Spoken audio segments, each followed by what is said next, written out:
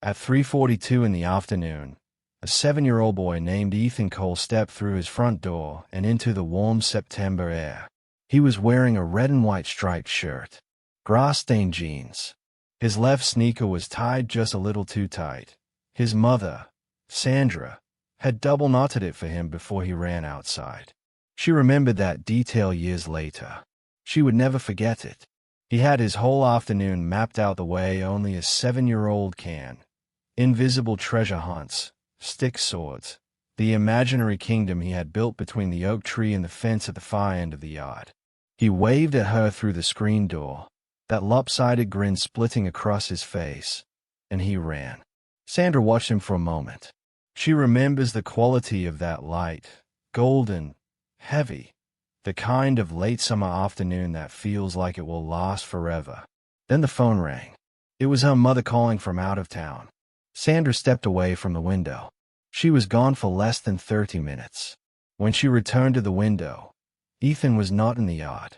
She told herself he had wandered behind the shed. She called his name through the screen door, expecting to hear the rustle of leaves, expecting to see his striped shirt flash between the trees. There was nothing.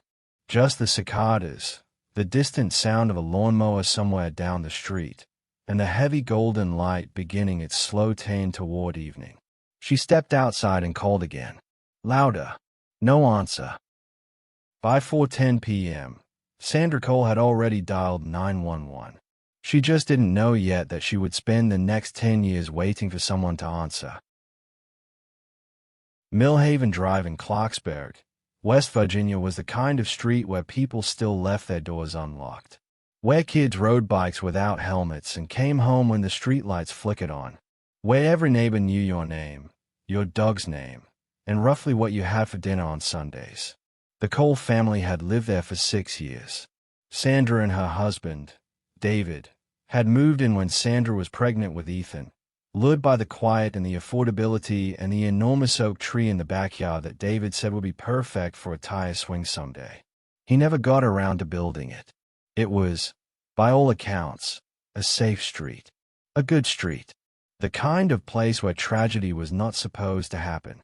The neighbors were a mixed but familiar crowd. On the left side of the Coles lived the Hendersons, a retired couple in their 70s who kept an immaculate garden and watched every movement on the block from their porch with benign, grandparent-like vigilance. On the right side lived a man named Gerald Pruitt. Gerald Pruitt had lived at 14 Millhaven Drive for over 12 years. He was in his late 40s, heavy-set, quiet in the way that people mistake for politeness. He worked odd hours, or at least, no one was ever entirely sure what he did for work. He kept to himself. He had a large dog kennel in his side yard, a wooden structure, old but sturdy, set back from the fence line. For a long time, there had been a dog, a big shepherd mix named Rex that Ethan had adored. Ethan used to press his face against the fence slats and feed Rex bits of bread through the gaps. But Rex had disappeared sometime around the spring before Ethan went missing. Gerald said the dog had run off. He got a new dog briefly, a small terrier that seemed skittish and unhappy, and then that dog disappeared too. No one thought much about it at the time. On that September afternoon, Gerald Pruitt's truck was parked in his driveway. His curtains were drawn, as they usually were. From the outside, 14 Millhaven Drive looked exactly like what it always had: quiet, unremarkable, and closed. Sandra Cole had glanced at Gerald Pruitt's yacht 100 times from her kitchen window. She never looked hard enough. Not yet.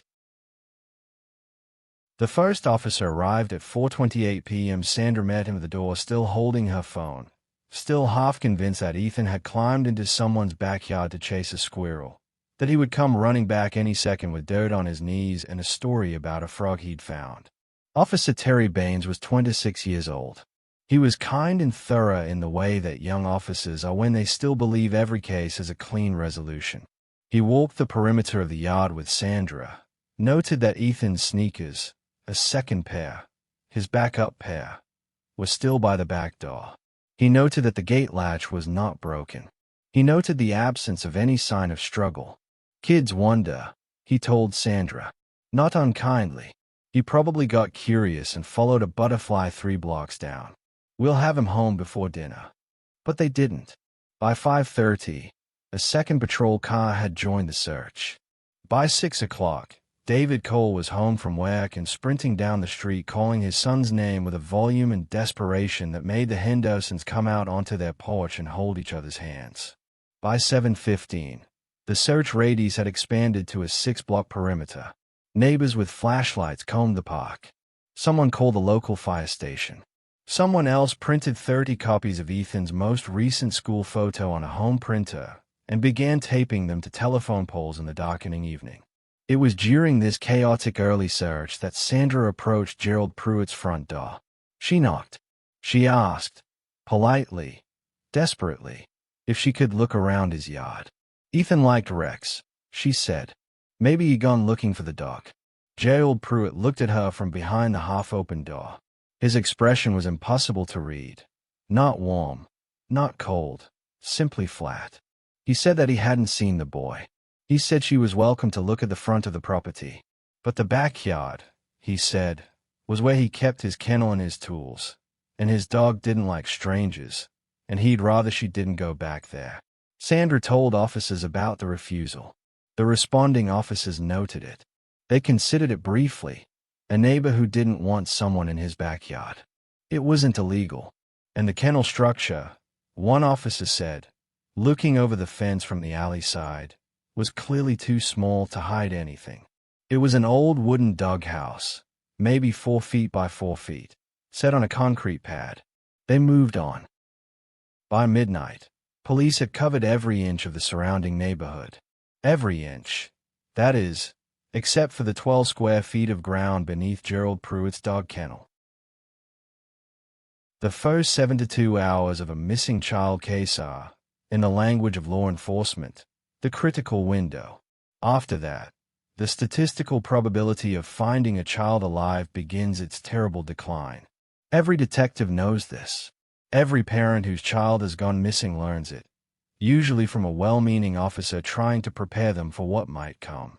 Sandra Cole learned it on the second morning, when a detective named Ron Alvarez sat across from her at her kitchen table with a legal pad and a cup of coffee and the careful, practiced expression of someone delivering a weight.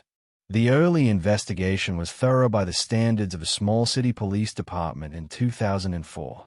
Officers canvassed the neighborhood. They interviewed residents. They ran Ethan's name through national databases. They checked the registered sex offender list for the county. Gerald Pruitt's name did not appear on any of those lists. He had 2 prior complaints on file, one for a noise disturbance in 1998, one for a property dispute with a family on his other side, but nothing that flagged him as a serious person of interest. The search expanded. Volunteers combed the riverbank. A K-9 unit tracked Ethan's scent from the backyard to the fence line between the Cole property and Pruitt's yard, and then lost the trail. The handler noted this in his report. The scent simply stopped at the fence. He attributed it to the concrete walkway on the other side, which doesn't hold scent the way grass does. He moved on. 3 weeks in, the media attention that had briefly illuminated the case began to dim. A local news station ran a follow-up segment. Then nothing. There were other stories, other emergencies, other families in crisis. The world kept turning. At the 6-week mark, Detective Alvarez delivered the news that Sandra would replay in her mind for years. With no evidence of foul play and no leads pointing to abduction, the department was reclassifying Ethan's case. The new designation, probable runaway. A 7-year-old. A probable runaway. Sandra threw the detective out of her house. She sat on Ethan's bedroom floor that night and did not sleep. David Cole, for his part, began to fall apart in quieter ways. He started working longer hours. He stopped talking about Ethan in the present tense, which Sandra noticed immediately and could not forgive. By the following spring, he had moved into a rental apartment 2 miles away.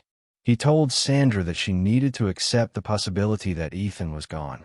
She told him that she would never accept anything of the sort. She was right. But the truth she was waiting for was not the one she had imagined. It was darker. It was closer. and it was buried in the backyard of a man who waved to her every morning from across the fence. Time is a strange thing when you are waiting for it to bring someone back. For Sandra Cole, the years between 2004 and 2014 moved both unbearably slowly and with a terrible, unstoppable momentum. The world around her aged. The oak tree in the backyard grew. Ethan's classmates started middle school, then high school. She saw them sometimes, walking to the bus stop, getting their driver's licenses, wearing prom corsages, and each sighting felt like a small violence. She kept his room exactly as it was. Red and white striped curtains she'd bought to match his favorite shirt. A poster of a soccer player he'd loved. His collection of rocks from the creek behind the park, lined up along the windowsill in the order he'd found them. She dusted that windowsill every week. She stayed on Millhaven Drive. People asked her why. Why stay in the house where the loss had happened?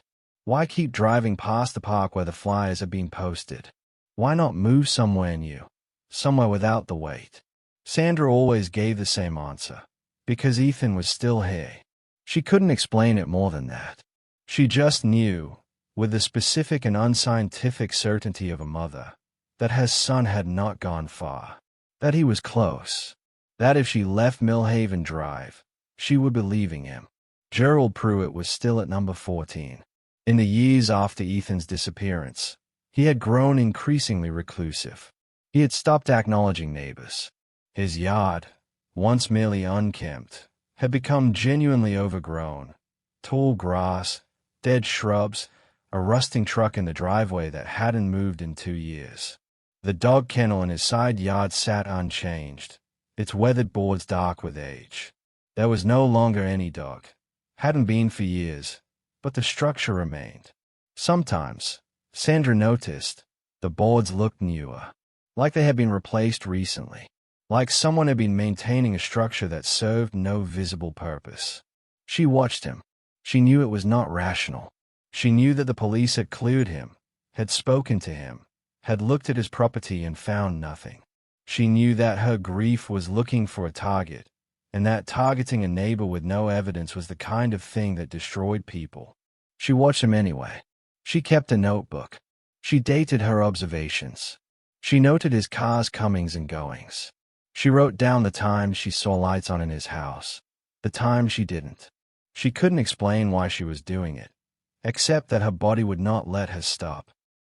For 10 years, Gerald Pruitt and the silent wooden structure in his yard gave her nothing to take to the police. And then one day, the silence broke, and it broke from a direction she never expected. It was a Tuesday in April 2014 when the new dog arrived. Sandra saw it from her kitchen window, a young German shepherd, maybe 8 months old, on a leash in Gerald Pruitt's driveway. Pruitt walked it around the yard with a vaguely impatient air of someone fulfilling an obligation rather than welcoming a companion. He put the dog in the yard and went inside. The dog, Sandra noticed, would not go near the kennel. She watched it for 3 days. Every time the shepherd was let into the yard, it circled the perimeter along the fence line. It nosed around the porch. It sniffed at the old truck. But it never approached the kennel. When it got within about 10 feet of it, the dog would stop. The fur on its back would rise. It would emit a low, sustained whine. Not barking, not growling, but a sound of confused, continuous distress, and then retreat. Sandra had grown up with dogs. She knew what that behavior meant, and what it didn't mean. She knew she could be wrong. She told herself she was probably wrong. But then came the rain. A heavy spring storm rolled through Clarksburg on a Thursday night. 3 inches of rain in 6 hours. The kind of downpour that turned lawns into shallow ponds. The next morning, Sandra stepped onto her back porch with her coffee and looked at Pruitt's yard the way she always did. The way she had done every single morning for 10 years. The ground around the dog kennel was disturbed. Not dramatically, not obviously, but the rain had done something to the soil near the kennel's base. The earth there had settled differently than the surrounding ground. The way filled soil always settles differently than undisturbed soil. There was a slight depression, a subtle wrongness to the contour of it. Sandra had been looking at that kennel for 10 years, and she had never noticed it before, because 10 years of dry weather had kept it even. The rain had changed that. She stood there for a very long time. She thought about the canine report she had obtained years ago through a Freedom of Information request, the one that noted the scent trail ending at the fence line. She thought about the replaced boards. She thought about the dog that would not go near the structure. She thought about the ground that had moved. Her hands, around her coffee mug, were shaking. She went inside and got a notebook. She sat at her kitchen table and wrote everything down. Every observation from the past 10 years. Every date, every detail. She wrote for 2 hours. Then she picked up the phone and called Detective Ron Alvarez. He was now a senior detective, 1 year from retirement. He answered on the second ring. "Detective," she said, and her voice was steadier than she felt. "I need you to come and look at something. And I need you to actually look this time." Whatever Alvarez was about to say died on his lips, because in Sandra Cole's voice, after 10 years of waiting, was not the desperation of a grieving mother chasing shadows. It was something else entirely. It was the quiet, terrible certainty of someone who already knew the answer and needed someone else to finally say it out loud. Detective Alvarez came that afternoon. He sat at Sandra's kitchen table and listened to her go through the notebook, page by page, year by year. He did not interrupt. He asked a few careful questions. When she was done, he looked at the notebook for a long time without speaking. "The dog behavior alone isn't enough," he said finally. "The soil disturbance alone isn't enough. But together, and together with the original K9 report." He stopped. He looked out Sandra's window at the fence line. Then he said something that Sandra would remember for the rest of her life. "You should have been heard a long time ago." He made some calls. Within 48 hours, he had a warrant. It was a cool morning in late April when the police arrived at 14 Millhaven Drive. Sandra watched from her porch. She had been awake since 3 a.m. She had a cup of coffee she wasn't drinking. She had called David the night before, the first real conversation they'd had in years, and she had told him what was happening. He had driven through the night to be there. He stood beside her now on the porch, and neither of them spoke.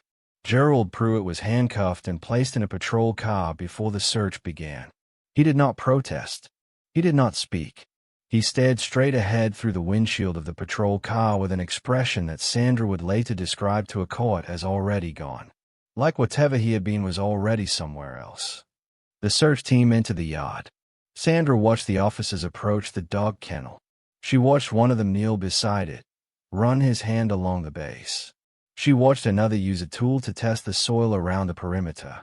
She watched a third begin to photograph the structure from every angle. Then they moved the kennel. It had been bolted to a wooden platform, which lifted away to reveal a concrete slab beneath. And in the concrete slab, sealed with mortar, was an access panel. Sandra gripped David's arm. Below the panel, accessed via a short ladder, was a hollowed space approximately 5 feet deep. Not large, just enough, excavated beneath the concrete, reinforced with cinder blocks. It was the kind of space that should not exist. The kind of space that has only one purpose. In that space, wrapped in deteriorating plastic sheeting, were the remains of a child. And on the ground beside the remains, dirty and discolored but unmistakable, was a small sneaker. Red and white. Left foot. Sandra's legs gave way. David caught her. She did not scream. She made a sound that was below screaming, a sound that seemed to come from somewhere below language, below articulation, from the part of her that had known for 10 years, the part that had refused to stop looking, the part that had watched that kennel every single morning for a decade. Ethan Cole had been there the whole time, 23 feet from his own front door. The forensic examination of the site beneath Gerald Pruitt's dog kennel took 11 days. The remains were positively identified as Ethan Cole through dental records and DNA comparison. The medical examiner's report, released several weeks later, indicated that Ethan had died from asphyxiation. He had been gone within hours of his disappearance. The space beneath the kennel had been prepared in advance. That last detail, prepared in advance, sent a cold shock through the entire community, because it meant that what happened on the afternoon of September 14th, 2004 was not impulsive, was not a moment of terrible opportunity. It was planned. Gerald Pruitt had built that space. He had reinforced it. He had sealed it. He had been waiting. The investigation into Pruitt's background revealed a history of concerning behavior that had been quietly accumulated across 2 decades in 3 states, and almost entirely ignored. In Ohio, in the early 1990s, there had been a report filed by a neighbor claiming that Pruitt had behaved inappropriately around neighborhood children. The report had been investigated and closed due to insufficient evidence. In Kentucky, where Pruitt had lived for 3 years before moving to Clarksburg, a family had complained to local police that their young son had been followed home on multiple occasions by a man matching Pruitt's description. No arrest had been made. No cross-state record linkage had flagged these incidents as connected. The failures were systemic. They were also specific. The original responding officers in the cold case had noted Pruitt's refusal to allow access to his yard and had not pushed back. The canine handler's report, which documented the scent trail ending at the fence line, had been filed and never re-examined. There was no protocol in the Clarksburg Police Department at the time requiring a second review of neighbor refusals and active child disappearance cases. These protocols now exist. That is, in part, Sandra Cole's legacy. When detectives confronted Pruitt with the evidence, he offered a single, brief statement through his attorney.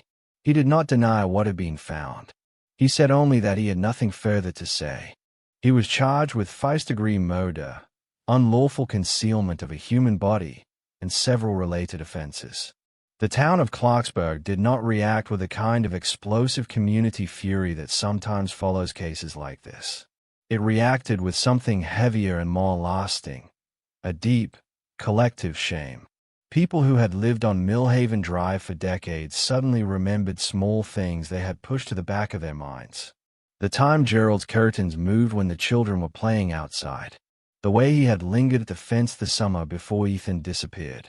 The small, accumulated strangeness of him that they had individually dismissed as eccentricity. The Hendersons, the retired couple who had lived on the other side of the Coles, sat in their living room and told a journalist that they had always had a feeling about the man at number 14. They had never said anything because they had no evidence. Because you don't accuse a neighbor, they said. Because who would listen? Sandra Cole, when she heard that, did not feel vindicated. She felt the specific grief of a person who had been right, who had said so, and who had watched the world wait 10 years to agree with her. The trial of Gerald Pruitt lasted 18 days. It was held in the Clarksburg County Courthouse, in a wood-paneled room that smelled of old paper and floor wax.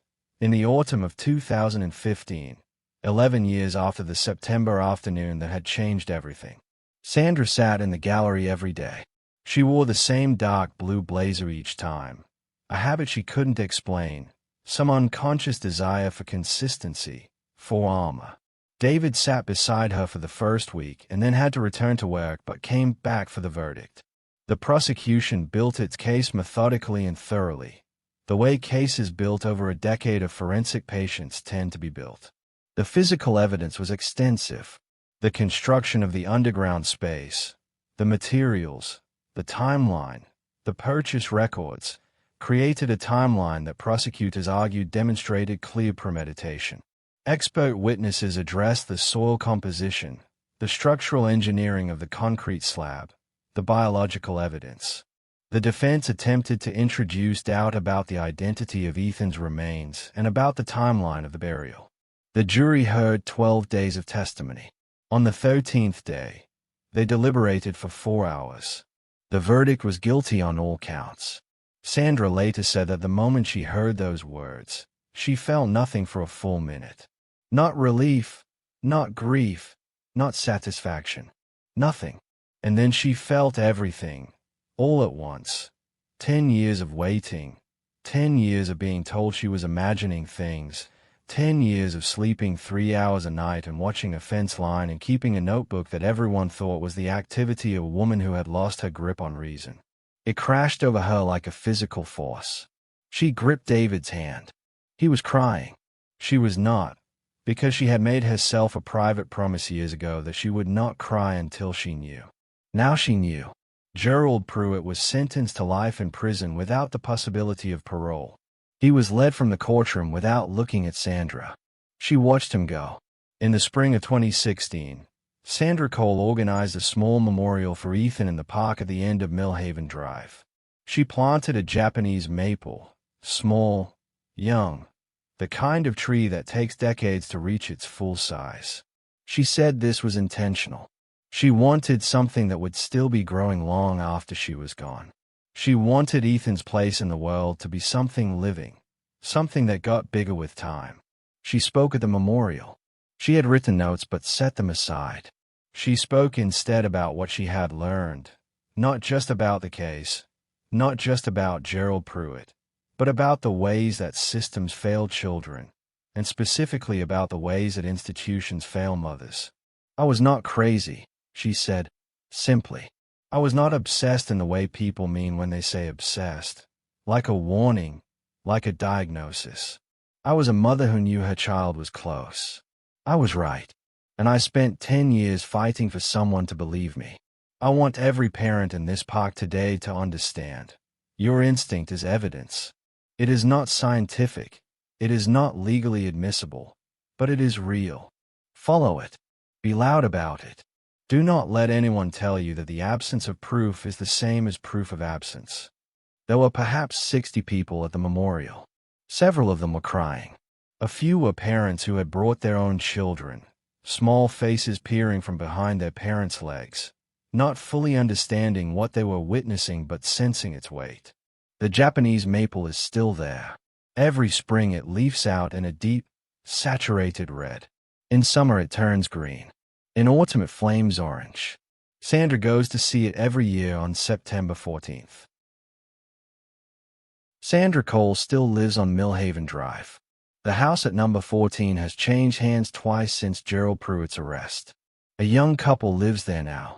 They have painted it a pale yellow, planted flower boxes under the front windows.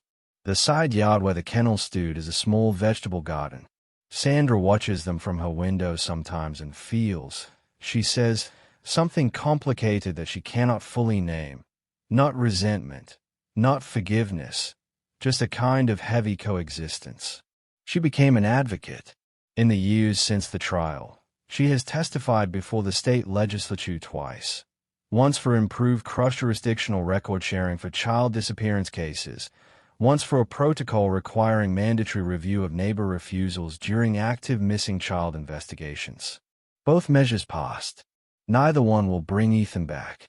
Both will, in some future case you will never hear about, protect a child who never knew they needed protecting. If this story stayed with you, subscribe for more true stories that deserve to be remembered.